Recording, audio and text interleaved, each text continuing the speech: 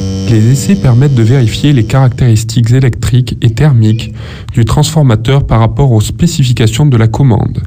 Ils permettent également de vérifier la conformité du produit par rapport aux normes en vigueur. On distingue les essais réalisés sur chaque transformateur de ceux plus spécifiques réalisés sur demande. Parmi les essais diélectriques, celui sous tension induite permet de détecter un éventuel défaut entre les spires des enroulements. Pour ceci, il faut appliquer aux bornes d'un enroulement une tension égale à 2 fois sa tension assignée pendant un temps inférieur à la minute.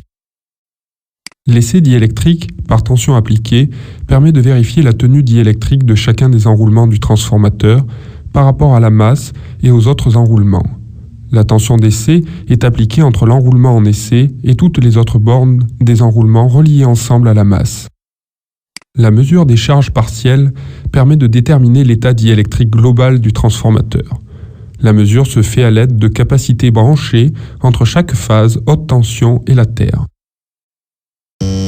Pour cet essai, il faut alimenter le primaire sous sa tension nominale et laisser le secondaire à vide. Le courant primaire étant très faible, les pertes joules seront négligeables.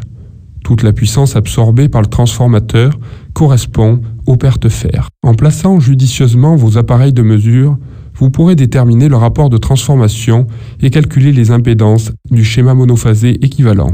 Attention, si ce courant est très faible, la surintensité qui se produit à la mise sous tension peut être très importante. Elle provient de la saturation du circuit magnétique pendant un régime transitoire. Lors de l'essai en court-circuit, le primaire du transformateur est alimenté sous une tension très réduite.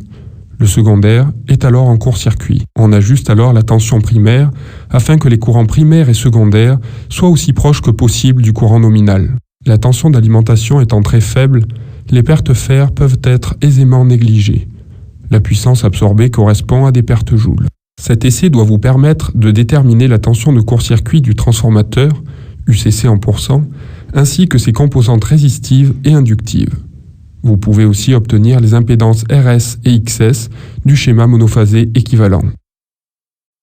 Pour des transformateurs de faible puissance, on peut faire un essai sous tension et courant nominal afin de mesurer directement le rendement et la tension de sortie. La moindre incertitude sur la mesure des puissances absorbées ou fournies par le transformateur conduit à de très grosses erreurs sur la valeur du rendement. Une faible incertitude sur la mesure de la tension de sortie entraîne un manque de précision très important sur la valeur réelle de la chute de tension dans le transformateur.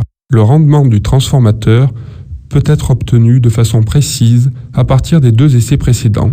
C'est la méthode des pertes séparées. La tension de sortie du transformateur peut être facilement prédéterminée pour n'importe quel type de charge à partir des valeurs réduites du transformateur. Nous avons obtenu celle-ci lors de l'essai en court-circuit.